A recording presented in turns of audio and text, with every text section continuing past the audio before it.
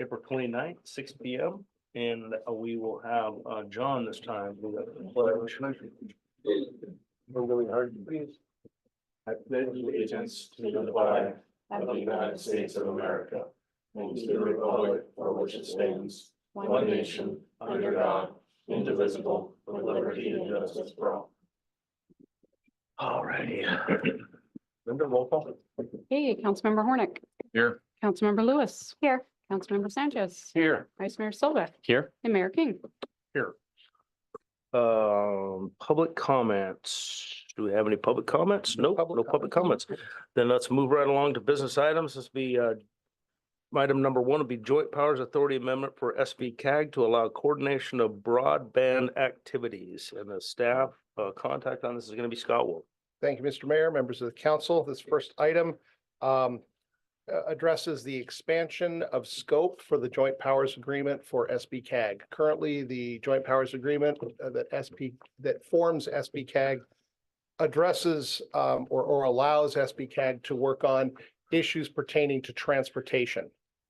That's kind of the limits of their scope. So much of what they do has to do with administering and applying for grant funding and such, working on various forms of transportation, whether it be the highways, the railways, local roads, what have you. Given the recent interest in upgrade of broadband across the county, the SBCAG did get involved in administering the funding for the study for broadband, but in order to move further with that, with the broadband efforts, it is important at this point that their scope of the Joint Powers Agreement be expanded to include broadband activities, so that's part of the agreement that forms SBCAG.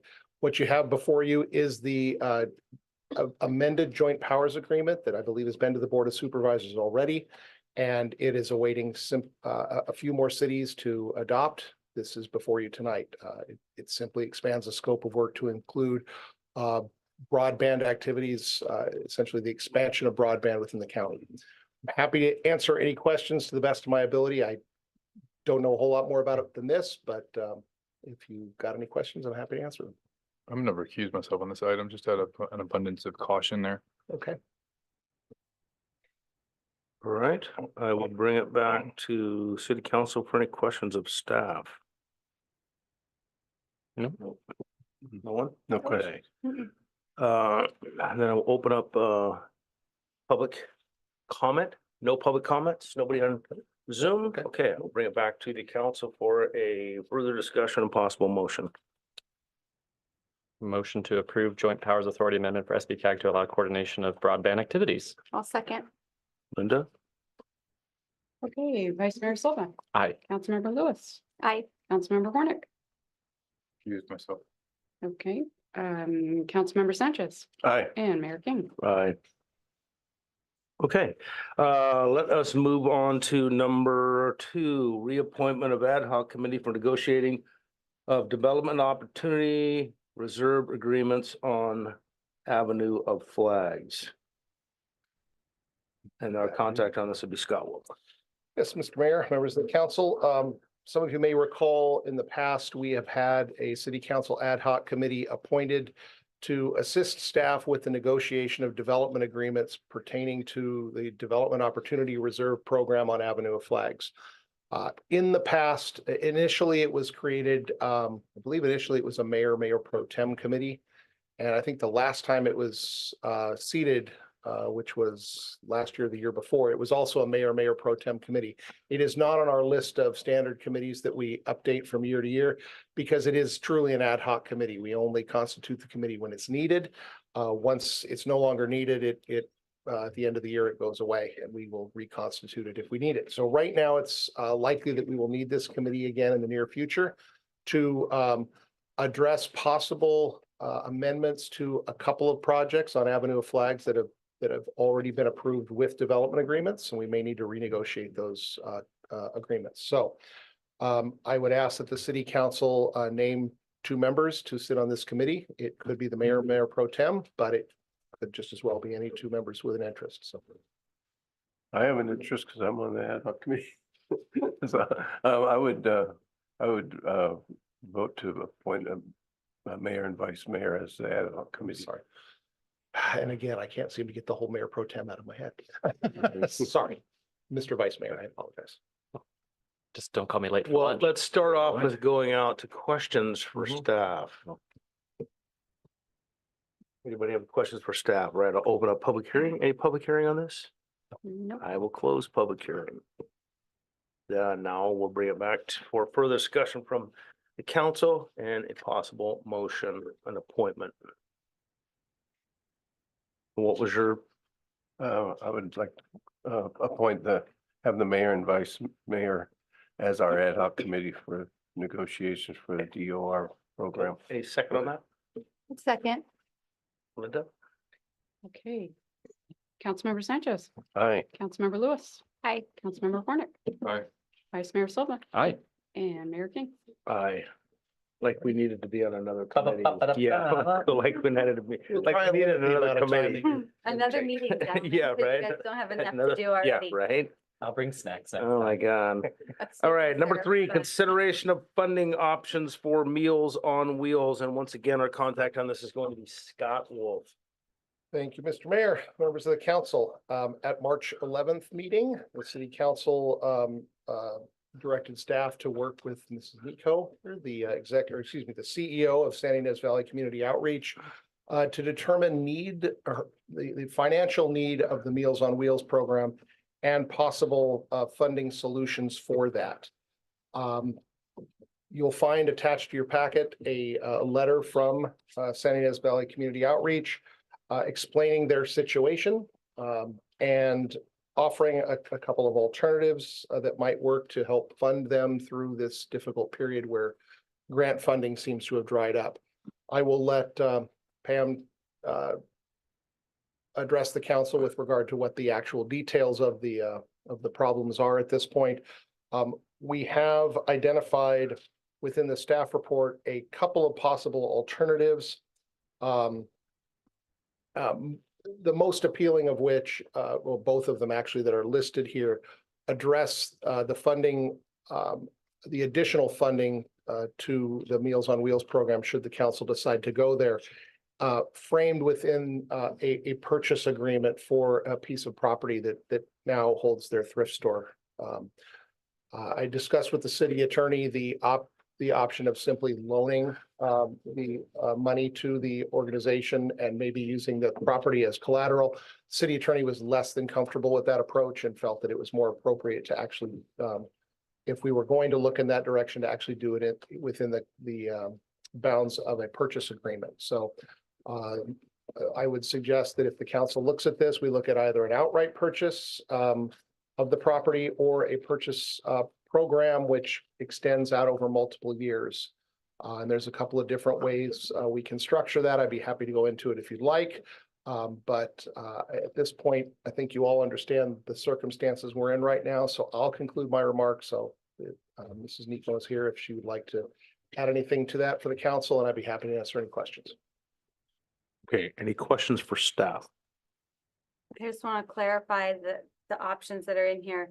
We don't have to do something whereby we make a purchase of property. We can choose under the types of services that the city provides to residents to fund this program without the purchase of the property. That is absolutely an option.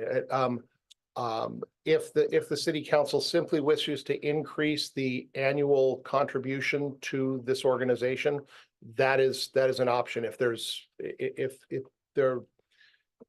If it becomes more of a transaction, that's where we look at these two options that I proposed here. If you'd like to take it out of strictly a grant situation, then we can. Would it still be considered a grant situation if we are funding, I forget what the terminology was for it last time, but it was city services basically? No, it is city, well, it wouldn't be, let me not use the term grant as we normally think Okay. about it, where the city would grant money to someone for a particular project. In this case, what the city would be doing, much as we did the last budget, is we have a budget line item for the senior center. And essentially what the city council did at the last budget was they took and increased that budget as a line item. And the justification for that was that the funds were being spent for a local program. And it was a program that cities do conceivably operate. Typically not cities our size, but cities in California do offer that type of service. So that's how it was done. If you would like to go that route, that is absolutely an option. But if you were looking for some other kind of an option where there, like I said, where it was a transactional type of an arrangement, the other two options were to cover that base. Okay, last question. Mhm. Did we ask Ms. Nico which option like works the best for them in their situation? I did discuss this with her last week. She will, Have that discussion. well, we had a discussion. I won't say it was concluded necessarily, so she may have an opinion as to which one of these, if either, she would prefer. Mhm. I would welcome her to come up and make those comments herself. But I'm simply trying to give the council the options that you have available. I appreciate that. Thank you. All right, any other question? Hudson, go ahead. So the granting of $250,000 per year, is that the total budgetary item, or is this in addition to our current budgetary item? My assumption is that would be the total that they'd be looking for the fiscal year. Okay, so it's just amending our budget line item to be that. 110,000. An increase An increase of by 110. 110,000. To bring it to the 250. Mhm. David? I just was curious, Chanel, could you give a quick update on our general fund? And I can't remember what the formula that our goal target is from a reserve standpoint of maintenance. Reserves is 35% of operating expenditures. I'm sorry, So could you say it one more time? So 35% of operating expenditures. Okay. So as of the June 30th, 2023 ACFR, the unassigned general fund balance is roughly $13 million. And our budget for this fiscal year is let me go change this to expenditures here.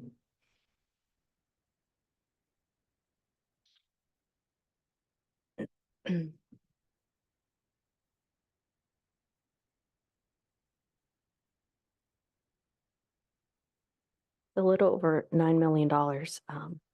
okay, so we're over 100% of our Yeah. reserves in terms of relative to our annual budget. Yeah, that is And- correct. And then just as a follow-up to it from a forecasting standpoint, we are anticipating a slight, or not necessarily slight when you expound it out, but there is an expectation of a decrease of revenue to the city based upon projections from year over year at this time, correct? There is a decrease, but it's not significant. Okay. Our revenues are still going to be stable. Mhm. I mean, our TOT does seem to come down, but we budgeted that, conservatively, so it's going to be the same budgetary wise. Okay, thank you. You're What's that welcome. about the 35%? Oh, there's an ideal goal, like a goal that we have as a city of how much we should maintain our reserves as like an operating, against the operating budget. I mean, I'm sorry, you should explain better. You're the smarter one here. I'm sorry. Yeah, that's just the city's general reserve policy. So 35% of the operating. So we have in reserves 35% of our operating budget. Right now, we have about, if I remember correctly from the ACFR, is not the exact number, but it's between 105% over the reserve level. But I Thank you. can pull that up. John? So yeah, so we like if our goal is to be at 35% of expenditures, let's say that's $500. That means that we have like 1,500, meaning we have our reserve plus 100% of it. Like we have more than what we need. So like in our savings account. You guys have your own meeting? I'm just trying to, I mean, I'm just- the numbers aren't making sense to me, but If- that doesn't really matter for my decision making purposes. Go ahead and explain it again, Shell. It's 100% over what our goal for reserve is, 10% correct? over? Yeah, so I'm gonna give you some figures from the ACFR of the June 30 to give you a better idea. So with the general fund, our reserve goal is to maintain 35% of budgeted operating expenditures. So that's a figure of 3.2 million roughly is what our reserve level is. So according to the latest numbers on the ACFR, that means that we have $10.5 million over our reserve. So that's what's available to spend. Not that we have to, but just when thinking about our It's- budgetary. It's over what we budget for reserves. Yes. And Right. let Quite a me lot. just chime in a little bit. It's over our reserve. It's over what we budgeted. So it is, the term is unallocated. It's unassigned. Unassigned, Unassigned okay. funds. And so, yes, it's there. Understanding that there are a couple of large projects coming down the pipeline that we'll need likely to draw money from. And then additional capital improvements that may become necessary in the future years. So we're not necessarily in the mode to want to dwindle that quickly, but we do have funds available to take care of projects that the council feels are appropriate. Thank you. Sean? So if on this purchase deal, we would just take that out of general funds? Did we purchase the property? We could do that, or Or, I mean, is that one of the options that you put on here? we didn't address where that would come from, Okay. where the funding would come from. It could come from general fund. It could be something that's financed. And I'd want to confer with Chanel on that more before we made a decision. But what we're looking at are just different ways to skin the cat of providing funding for the Meals on Wheels program, if that's where the city council wants to go. And one way is just increasing their annual budget. Another way is purchasing the property, and there are a couple different ways to do that. And we can go into what those look like if you'd like, but the actual funding, how that would be funded is something that would be a conversation for a future date. Like a purchase agreement, which would be an annual payment or a, We can talk about that approach tonight, but actually, where the money is going to come from, we'd need to do some investigation before we made a recommendation on that. okay, thank you. Sure.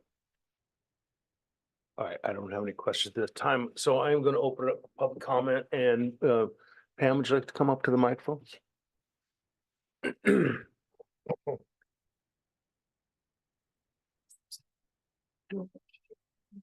And I did place a sheet in front of each of you at the dais underneath the agenda, and it's got some additional information that Pam had passed on to me beyond what was included in the packet. Good evening, Mayor, City Council members. I am back, I'm back. So to try to discuss this and find a way to service our community the best way that we can. We have, in looking at all the alternatives, this has been an ongoing situation. And as I told you, when we came up to this, when we ended last in December, we came up with a deficit of $110,037. And that was from a total income of $1,023,840,058, which was $128,871 over our budget. And why did that happen? How does that happen? Well, because when we make our budget every year, all we have to ever go by is our grants. Who's going to give grants? We fill out, we send grants to everyone. Here's the situation. You send out as Scott came and sat in with me at the Human Services Commission, and we asked for 40 and got 22. We went to the Cancer Center of Santa Barbara. We asked for 20 and we get 11. So it's really hard to budget and keep people fed and keep employees where we don't want to be that employer in our city that keeps, bouncing people up and down. We have them a couple of months and then we lay them off. We just don't want to do that.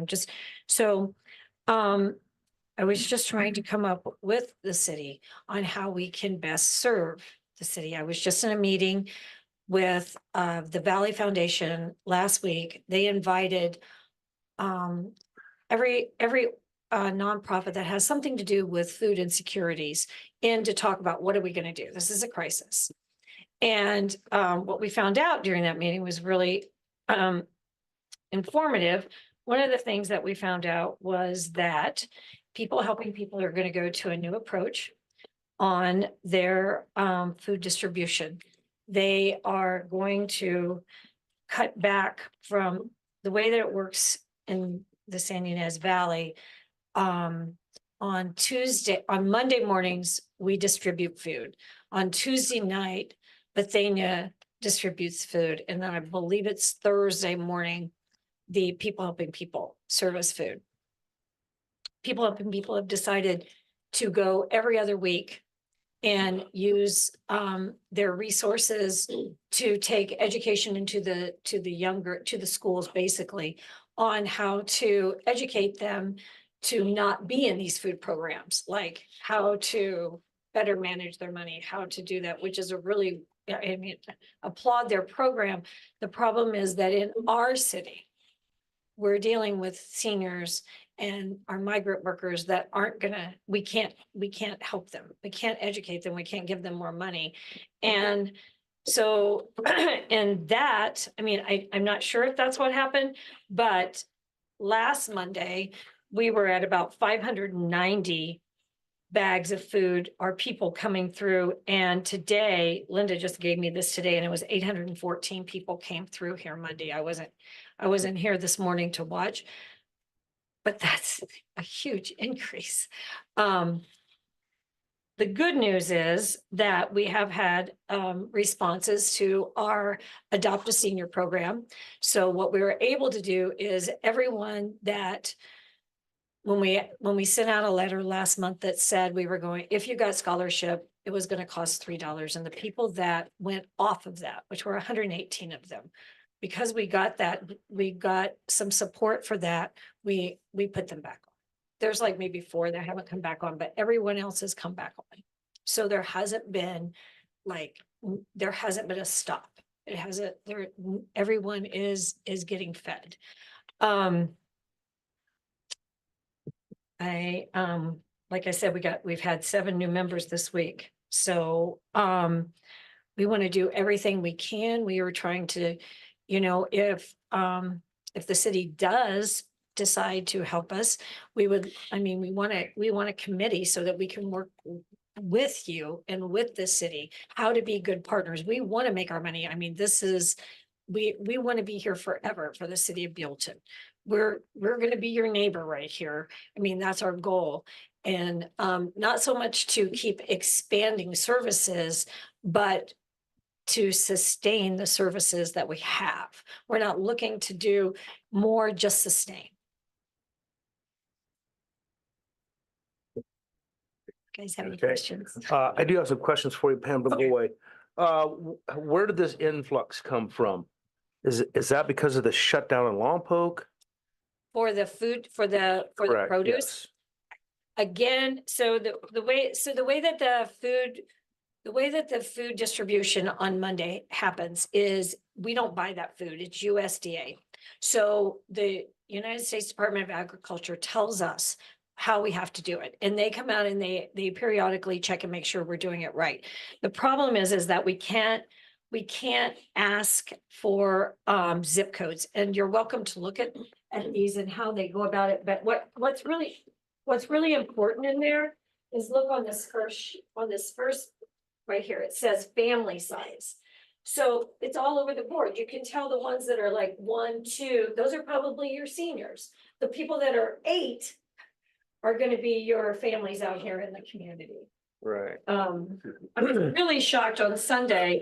I showed up at the center and there was a crowd, maybe 20 people crowd, on the patio waiting for Veggie Rescue Truck to come and bring out produce. Like there are people in our city just waiting. And I mean, those are Buellton. The way you can tell is most of the time they have carts or strollers or something that's helping them carry it away. So you realize that they're going to be walking. So you don't have really a reason or why all of a sudden there was just like a 300 person increase in that? Well, so I called People Helping People today, trying to find out if their food distribution stopped. Like, the meeting was Monday, did it stop right away? And is that the reason why? Is because there wasn't another, there wasn't another food source? When you think, like, it sounds like a lot, right? We have us, we have Bethania, and then and we have one at the Mission. So you think that's a lot, but they're getting a bag of groceries. And if you see some of those on there with 8 people in a family household, a bag of you're gonna have to go to every single distribution place to get enough. You're not gonna get enough. You will for a senior, but you're not gonna get enough to feed a family from just going to one of those distribution sites. Right. So this being USDA, this is not coming out of any funding that we're It's giving. not coming out of any funding. It's just the service. Yeah, the only funding that it comes out of is, we have to stay open. So it's our typical building expense. It takes someone, the paperwork, yes, it takes time and salary on the paperwork. Right. I'm sorry, I'm confused.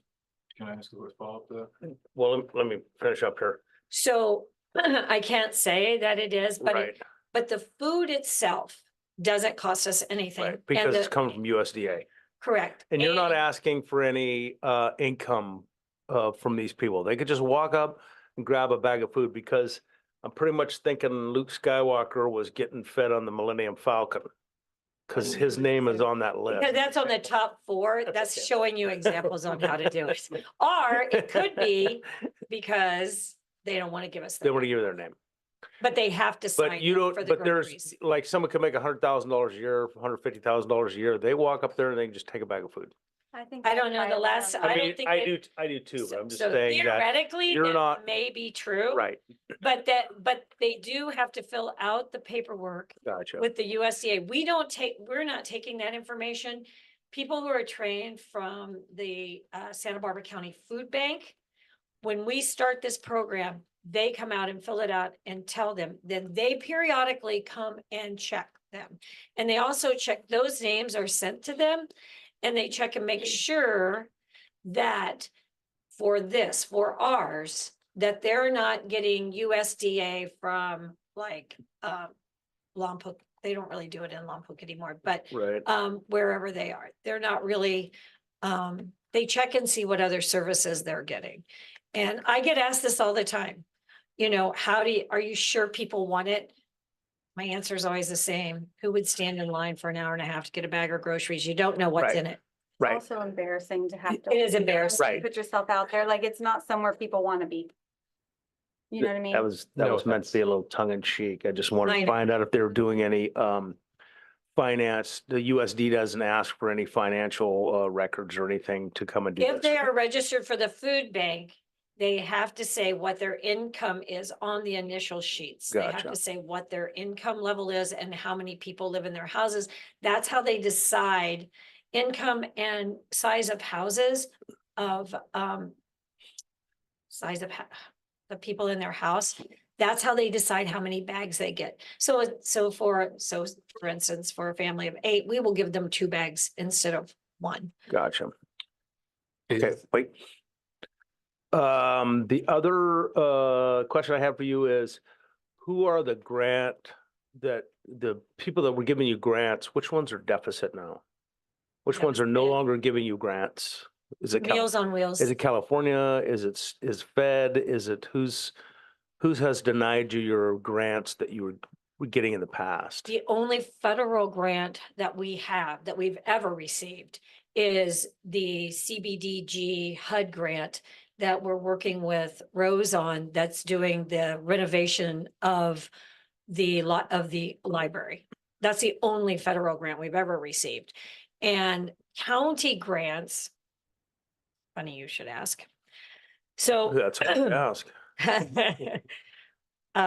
county grants, we were denied last year for the human resources grant. They did grant one for us just recently this year for 2025. I believe that starts in 2025.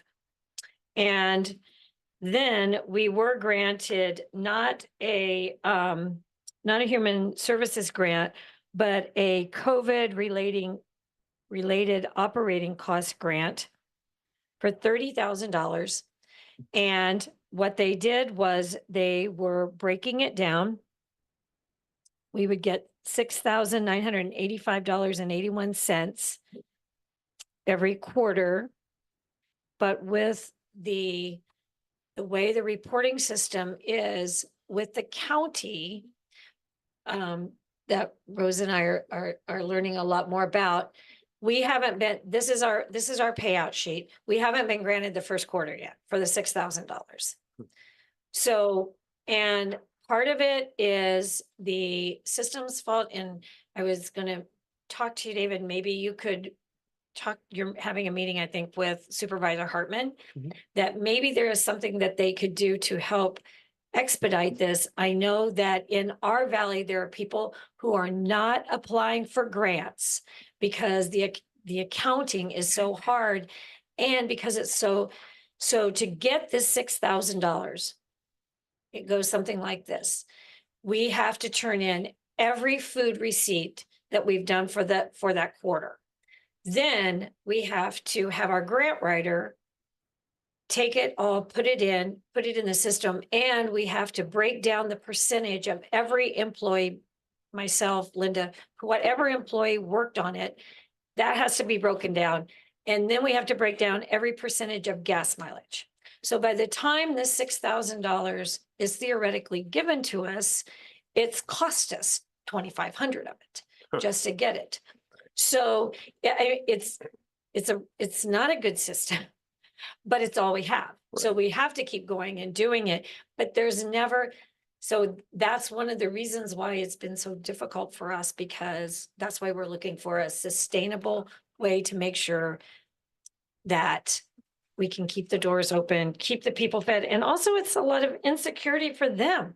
Like, they don't know if they're getting the letters, my staff is, I try to not bring any burdens on them, but they know if they're working with me, they know. So just trying to even make it a better work environment for here. And I think that for us, we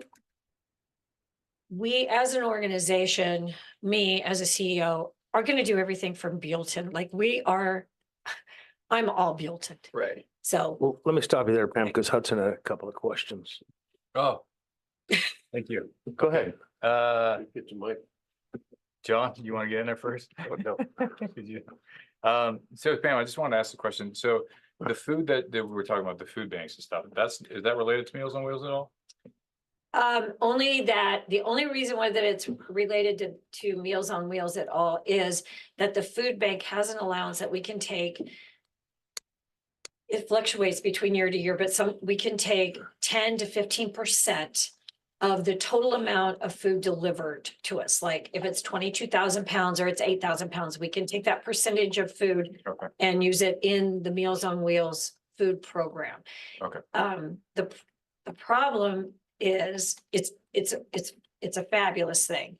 We just never know what it is. Right. You don't. So when it comes, you can't make like a monthly menu out of this. It does help offset some costs. It does help. So offsets the cost. And the way that we use that, I think that I've told that I think I've said it before. I don't want to just be redundant, but the way that we do this is that we used to do a monthly menu because seniors need to plan. They want to know what they're getting. This is a big deal to them, is what they get for what they're eating. So, and the costs were always, so up and down, that we decided to do our menu Monday, Wednesday, and Friday. They know what they're getting, but Tuesdays and Thursdays, it's chef choice. Those Tuesdays and Thursdays we use from the food bank. If Veggie Rescue, if Giordano's is giving us any donations, then we'll incorporate it into that. Did you have a preference on what method City Council moved forward with in terms of funding for Meals on Wheels program? well, I mean, my preference would obviously be a line item grant. Got it. However, I don't want, I mean, all we're trying to do is Right. make sure we stay open. So whatever the city council is more comfortable with, then that's what we want to do. And if it's a more comfortable situation that they have a note, then we totally understand that. We're sort of at the mercy. That being said, if this changes around, the reason with the committee and somehow our grants go up, our income level goes up, something, we know, I sent the letter to Scott, we know Meals on Wheels is not funding us this year. They sent the letter to us, they're still considering us role. We know that, but we don't know, I mean, we don't know what could happen to make our income better. We're looking course. for grants all the time. We're working with your grant writer. Rose is being amazing, looking at all the county things for us. I just wanted to be clear on what, I just wanted to, be clear on what we were funding. And, the food bank thing is not related to Meals on Wheels. It's not really Meals on Wheels, but it is, but you can't take, I mean, you could take us out of Meals on Wheels. But it's what you're really funding is the whole center, the whole like social center for the city of Buellton. And what we can do is guarantee with this grant that we can take out, we have 18 meals in Los Alamos. Anything that's not Buellton, we can back out and not use the Buellton funding for that. And those meals can be earmarked. I can't say that we'll always get it, but for the last 35 years, we have gotten a Wood Clison's grant without fail. And that's what I think, that any meals that aren't Buellton will be backed out and taken out of the Wood Clison grant. Right. Any other questions for Pam? No? Okay, I'm gonna go ahead and close public hearing. Anything else from staff? Just to follow on a bit about Pam, what she mentioned with regard to a committee. If the city council decide, whichever way the city council decides to go on this, if we're looking at increasing funding either through purchase of the property or an increased line item, the concept of a committee has come up, and if that's the case, I would recommend we set up an ad hoc committee comprised of any two of you that would meet, let's say, every 6 months and just sit down with Pam, go over the books, make sure everything's operating the way that the committee is comfortable with. The committee would then come back with a report to the city council, just so that there is that transparency and the public perception of this is the right way. Cool. Yeah. I was gonna recommend you two for that. I thought, are we gonna discuss it or are we just going for? So, well, we can do that and appoint an ad hoc committee with consensus of the rest of us. But I think we wouldn't need the ad hoc committee until we decide which funding method that we're gonna use. Is that what you're Right. saying? Yeah, I Yeah, thought we'd go to so- discussion. If there were a purchase of property, there wouldn't necessarily be a need because it would be transactional. We would have that Right. agreement. Without it, with the grant, then it might be more. Okay, So just ask a question to staff then based on that. I'm gonna bring it back to, yes, the council for further discussion or questions. That's it. Thank you. So if we went just with the grant route, increasing our budgetary line Right. item. And so I guess the concern, and I'd be leaning on staff and council on this, is the allocation of funds for Buellton residents, right? And so there would have to be some sort of accounting correlated to that. Mhm. So if we gave direction and that's the direction city council wants to go, staff would go back and say, this is how we're gonna structure the item or no? It is not legally permissible for the city to pay for services that are being rendered outside of the city limits. Right. So, Yes, we would need documentation, some sort of certification from San Ynez Valley Community Outreach that the funds that were being expended were only being expended for Buellton residents. And then that would be verified every 6 months or whatever an appropriate time frame would be when the committee sits down to The discuss. ad hoc committee would The verify ad hoc that. committee can verify that, right? Why would, okay. I mean, I would just expect the staff. to we'll verify it, but the ad hoc committee gives an extra layer of transparency for the public to know that the city council, this is We're this not is an just along. unusual situation for the city to be in. That we don't have other nonprofits that are funded this way. It's the only one. And as it's grown, as the funding for this has grown significantly in the last year and a half, I think it would just be it would behoove the city to have that additional level of transparency, that additional layer of oversight with the council involved. Okay, that sounds fine. So is this open to discussion? Yeah, I think John's been having a question. Pam had a comment, I thought. So I just wanted to tell you that I've talked to our CPA. We have a bookkeeper and we have a CPA. And so I've just in anticipation, we use McFarland and Fetty here in town.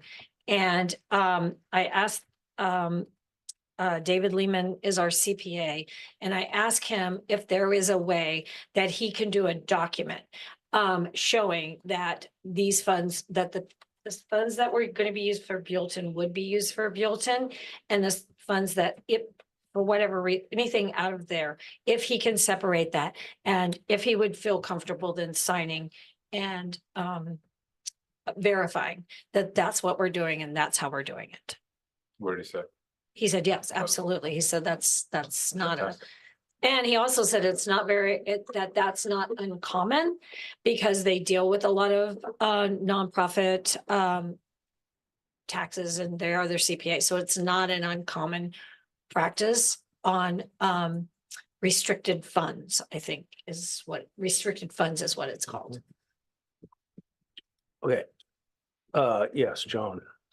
So the 110,000 we were talking about, but we were at one time talking about a monthly expense over, is it a moving number monthly?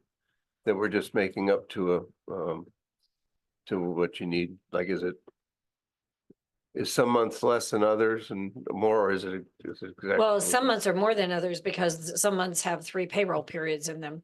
And some months, I mean, they're either longer or shorter. Some months have holidays in them and the food costs go down, some months don't. But what we did was go on from the fourth quarter financial statements are the ones that I was going by the $110,000 deficit. And then what we have, from showing what we've done every month since January. So it's a little under $10,000 a month. Right. And so that's what we're. Again, some months are more, I think, But the last total month is was like 110. 19,000, this month was 22, so it fluctuates. That's what I was, Mhm. it's a moving target. It also depends too on food cost. And it may increase. They do increase, but there are times like we do they're called flash sales, Sunday flash sales, and we buy them there. If we can find something, then we do. We're trying to work with, Rose is coming up with, she has a grant for the reclaimed food reclaiming. And they were trying to get them to do the grant for all of the containers. The containers for the food is actually cost more than the food. And so I told her today that while we're trying to do that, we're working with the restaurant distributor here in Buellton and get him to the same level. That way, we can use somebody local. City gets the sales tax on it. So it kind of works. He's just got to, we're just trying to work all those things out now and get it down. We are not having any rock unturned. If Buellton funds this, would you be getting any income from Meals on Wheels?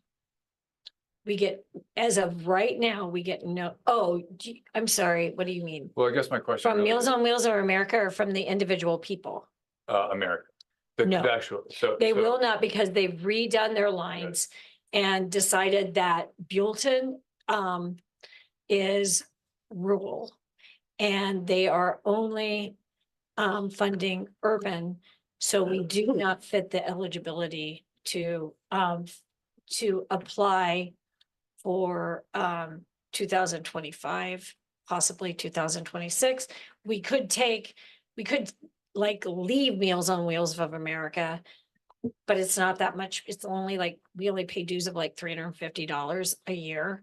So we just keep paying it just on the, I guess Oh. that was kind of what I was getting at. Are you gonna stay under the umbrella of Meals on Wheels if they're not funding the program at all? And would it be only better- because it's just the name. And so there's other like meal deliveries around our area and different cities here that say they're Meals on Wheels. They're actually not. We are the only Meals on Wheels in our area. And so what they do have, they don't fund like our food, but what they did give us was a dog food grant. They won't feed our seniors, but they'll feed their pets. So they give me like vouchers for dog food and cat food, which you don't think is a big deal, but it actually is. So it's not really kind of a joke because it just helps that, like they gave them some vouchers for like $20, I think, vouchers for that. And they have webinars all during the year that I can have our chefs come and how do you save money for this, or how do you specialty meals. They were the ones who their training helped us with the cancer center patients, because if you're in cancer treatment, we give them a different meal. Mhm. And we go to their house, we take them through, it's a whole folder, and we take them through how to take care of themselves during treatment. And it's actually been pretty successful program. We have 27 of the cancer in cancer treatment right now in Buellton. So it's very helpful. Okay, I asked because I'm inclined to look at it like this. It seems like San Luis Valley Community Outreach is doing a public good and doing Buellton a public good, and that arguably is something the government should facilitate. And so if San Luis Valley Community Outreach is doing that work, I'm okay with funding that. The questions and concerns that I have are related to, if we do provide this funding, is Meals on Wheels going to look at it and say, oh, well, look, so you got funding after all, you're good. We don't need to worry about funding you in the future. And two, if we are really, if this program is being funded by the largesse of Buellton, essentially, I'm wondering if it would be better to just sort of, as a public sort of PR campaign, let people know this is actually funded by Buellton. But that's sort of a side conversation.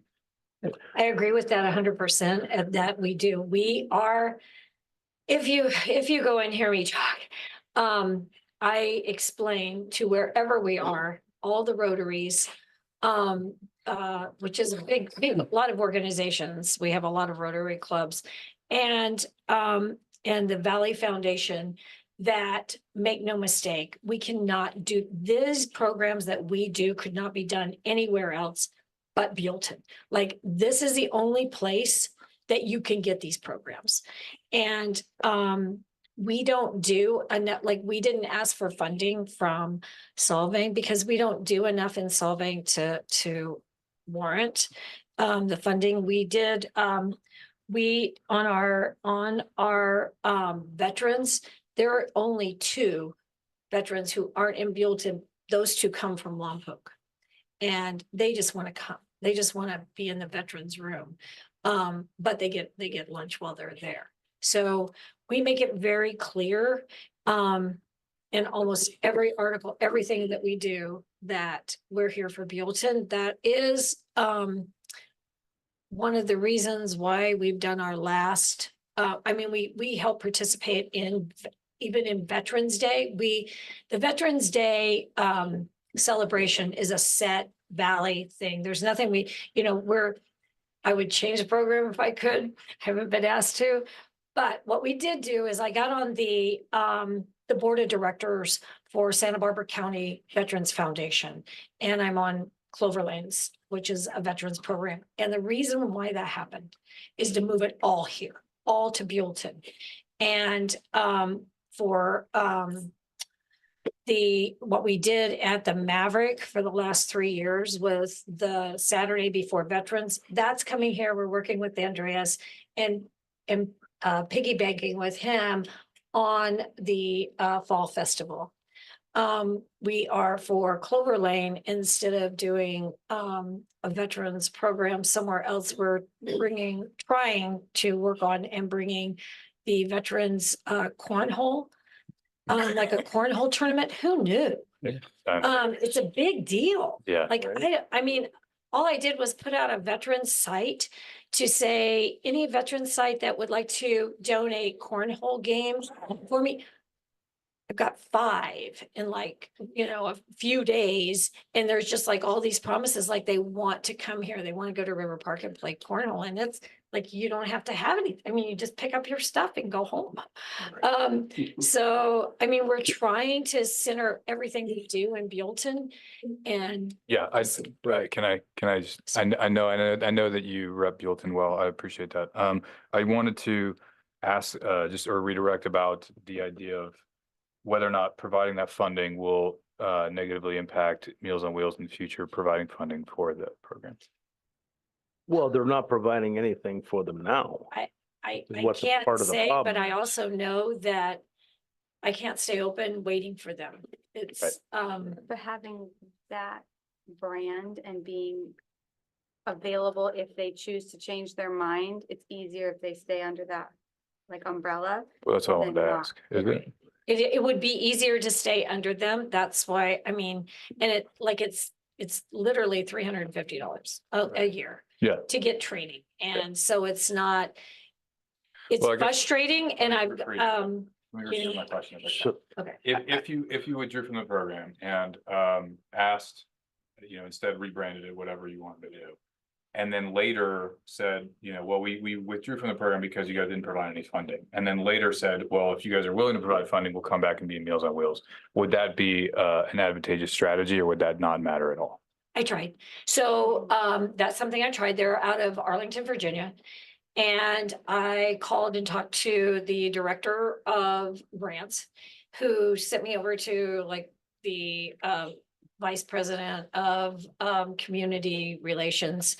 And I said, I just don't understand, because I understand that you're going urban, but if you go urban, there's more agencies to help urban. There's more people out there. They can go to more nonprofits. We are the only game in town. Like, we are the people's only choice here. And basically it was, well, all I can tell you is that you can withdraw, you can not withdraw, but this is our decision and this is where we're going. And one thing I did get them to agree to do, is on their national campaigns to take all of Buellton zip codes off their national campaign mailers. Like, don't, because they were doing that, don't send out, call for funds in my community, And and they're you're not not giving funding. me those Mhm. funds. We didn't do, which kind of broke my heart, but every year we do March for Meals, and, I walk from here to the Maverick or here to Los Levos, wherever it is, and we didn't do it. And I told them, I said, I called and I sent them a letter about canceling the TV stations and the newspapers and that, because you're not funding me. So I can't spend the money if Right. you're not helping me back with it. okay. Nobody can deny your like, what you do for the city of Buellton. But what I'm gonna do now is I'm gonna bring it back to us for discussion on these 3 items. Because there's 3 items on here for us to consider. That the city grants $250,000 a year for up to 5 years, and the city purchases and hold title of the thrift store 246, which has been appraised at 1.2 million, or that the city loan SYVCO $250,000 a year with low payments. So that is what we're here to discuss this evening. So I'm gonna bring it back to council And Pam, you can sit if you want. Okay. For us to get to that business. Alicia?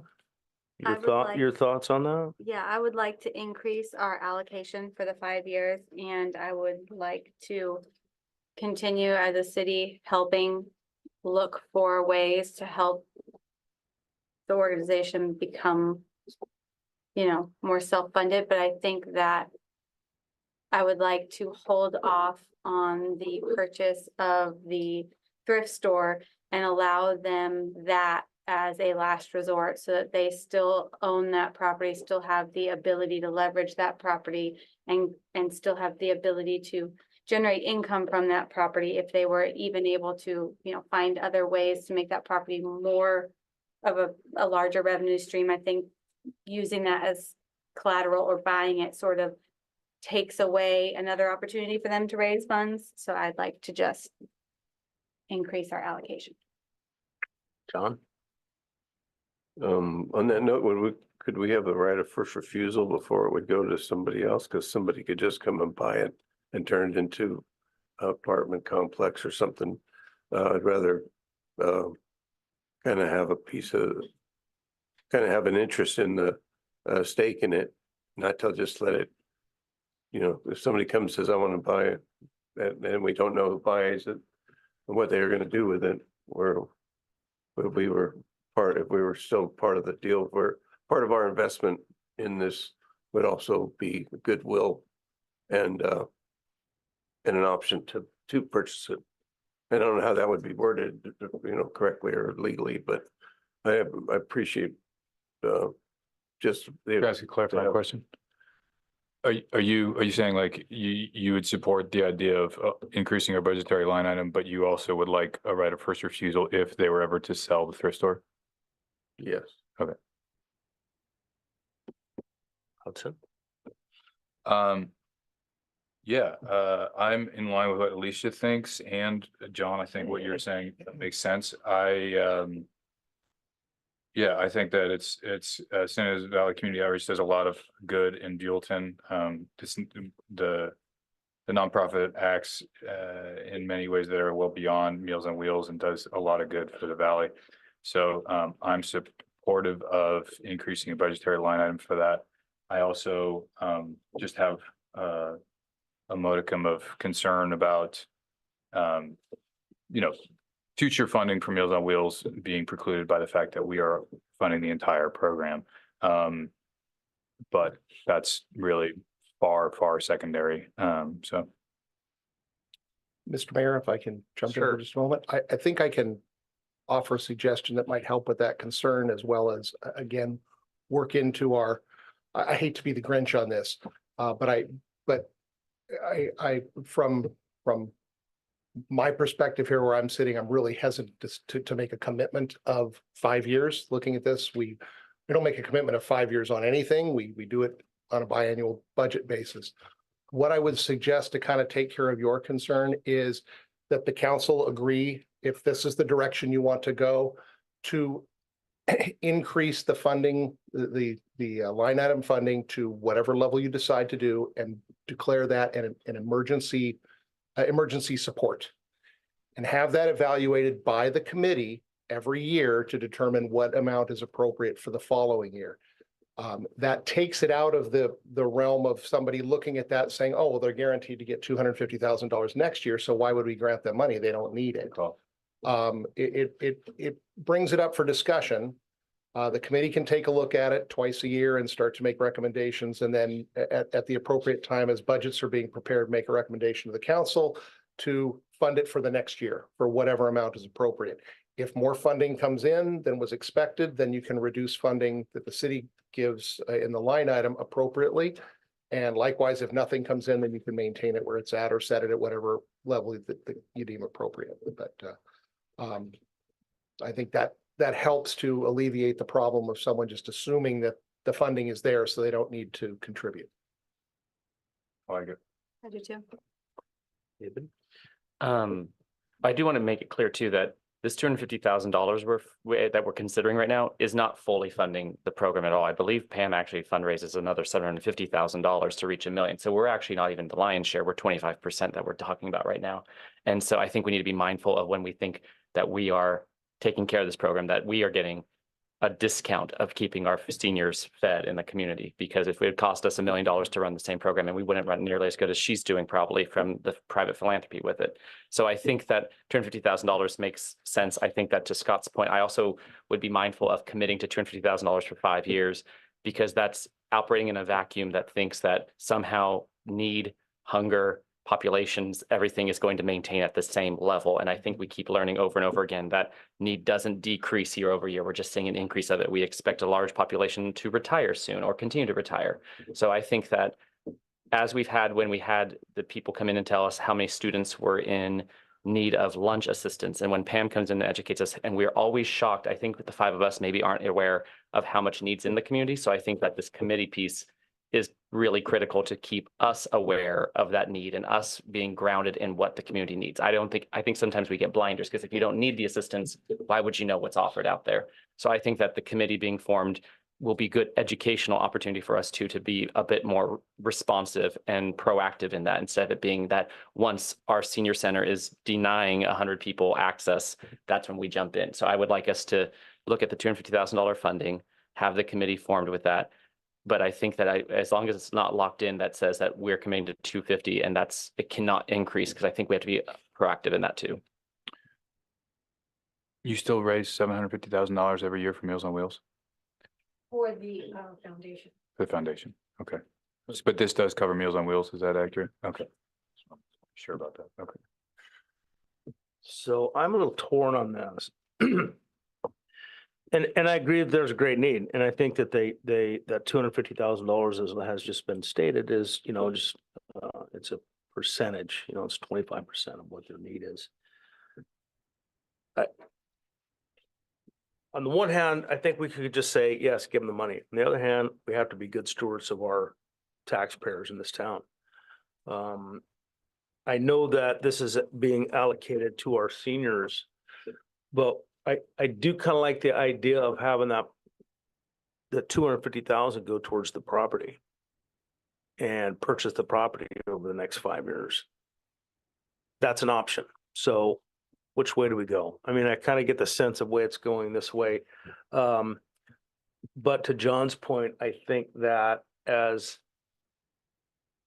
an option to that is we could do first right of refusal. And so, heaven forbid that your foundation ever goes, bankrupt or belly up. I mean, this is kind of one of the reasons that I'm torn with okay, we purchased this and now we have skin in the game. We're getting something tangible for the taxpayers of this town. And let's say something happens in 3 years and you go insolvent.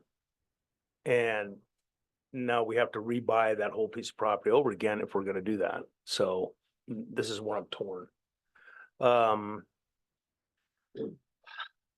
Unless there's any other first questions, I'll entertain a motion on one of these options.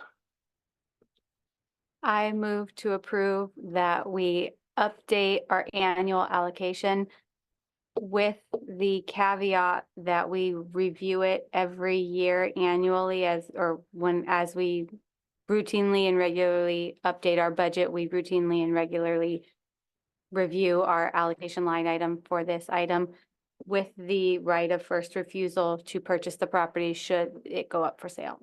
Does that cover it? And with the caveat that this is for 1 year only. Well, with the caveat that we'll review the amount in future years. Yes, so this is an emergency 1 year fund. This is what our city manager suggested, that we don't make it a 5 year because of the fact That we that somebody could come in and say, hey, we're not going to give them any. Right. So But that's what I'm that we'll telling you, review with the the amount. caveat, with Yeah. where you have a yearly review on that. An annual fund. Annual review. Right, Nice. annual. Annual fund. Yes. Staff just needs direction, right? Do we need a motion? No, No, direction is fine. I did have a question because I meant to ask Pam this before the meeting, or maybe Chanel can fill us in. Has the allocation for this fiscal year to the Meals on Wheels program of the senior center been sent yet? Yeah, it was sent earlier in the fiscal year in July. Oh, it Well, that was, for last year. that was last. Was oh, it? Yeah, we That was typically last were year. gonna hold it until March or April. So based on last year's issue that, remember their cash flow issues tend to arise about this time of year. Let me double check. So I want to make sure that everyone understands what's going on right now. If we allocate this, I assume we're asking for an immediate allocation of additional funds to equal $250,000 for the current fiscal year. Mhm. Okay, and then we can establish the committee if the council wants to appoint a committee. We can do that at an upcoming meeting if need be. We've got some time to deal with that. It's not on the agenda for tonight, so we won't do it for tonight. As far as the right of first refusal goes, I'll have to talk to Greg, but I'm guessing that's going to require some sort of a side agreement with San Ynez Valley Community Outreach. And I'm not sure what the mechanism for that should be. So we will, if that's the council's direction, we will work on an immediate allocation of funding. And then we will follow up with the council at a future meeting with appointment of a committee and whatever mechanism is necessary to address the right of first refusal on the property. Okay. Assuming that's amenable to the, Right. So To- come to back the- with a resolution for that. yeah, it'll be probably an agreement. Agreement, And okay. just out of curiosity, for clarifying, so we'd do 110,000 increase for this immediate fiscal year. And then we would talk about the funding for the following year at the next budgetary meeting. Correct. Which Yes, we will would do be that in- in. That would be our May, next regular, month, right, Yeah, second meeting in May. So the second meeting in May, we'd be talking about the funding that for the coming. for the fiscal coming year. So like we would theoretically be committing to the funding for Pam for this year and next year in the next 45 days. Right? Is that what we're saying? Because we're saying we're funding Sure. right now and then Well, we'd be talking about next year's. That's funding. kind of the reason why I was asking about the funding, whether we'd sent the allocation at this point yet or not, because if we haven't and we do that, that would be essentially some bridge funding, and then we can look at a full $250,000 allocation in the next fiscal year. But if the council wants to do it that way with 250,000 now and then 250,000 the next fiscal year as well, that's fine. Okay. I wanted you to be informed and I don't know. Yeah, so it appears our 23-24 contribution was paid in July for 140,406. The 70,203 that was budgeted last year, we have a payment in March 29, 2022, and May 15, 2023, which equals that 140,406. So they were already paid out this fiscal year. So in order for us to do that, we would have to allocate another $110,000 for this fiscal fiscal year's year. on another meeting. Well, you can do it now. can do it, or You we can can- do it now. That's I'd what like this to is do it now. Yeah. agendized for. And then with direction, we can look at the full $250,000 for the upcoming fiscal year. Gotcha. I want to make sure that it sounds like the council's desire is to make sure that the program stays solvent for the next couple of months. And so that would probably, what would that? So being a Okay. funding issue, that would have to have a motion in a second. Yes. Which at we least would is in need the an middle of right amendment. now. Yes. I think I did it, Mhm. but do I need to specify to get to that number this fiscal year and next year, or is my motion okay as is? Well, what Scott's saying is there has to be another agreement during the next budget cycle, but we can today give them another $110,000. Right, I think Yes. that's what I'm trying to do in my Okay. motion. Okay. Did I do I need to? Yes. I think you just clarify? re-motion that Okay. and make let's it for redo it, yeah. funding. Okay, I would like to motion for the 23-24 fiscal year to increase our annual allocation by $110,000 for the 23-24 fiscal year. Second. Thank you. Okay, And then Linda, we will bring it back at the budget Thank you. discussion. and the next month. agreement will come back at a later date. Yes, it will. Okay, Thank you. Linda? Okay, Councilmember Lewis, Aye. Vice Mayor Silva. Aye. Councilmember Hornick, Hi. Councilmember Sanchez. Aye. And Mayor King. Aye. And seeing no city attorney, so that passed, we'll just go with that. And seeing no anything from our city attorney or our city manager. No, sir. We will be adjourned until 9. Yay. Thank you, thank you, thank you. Thank you Okay. all very much.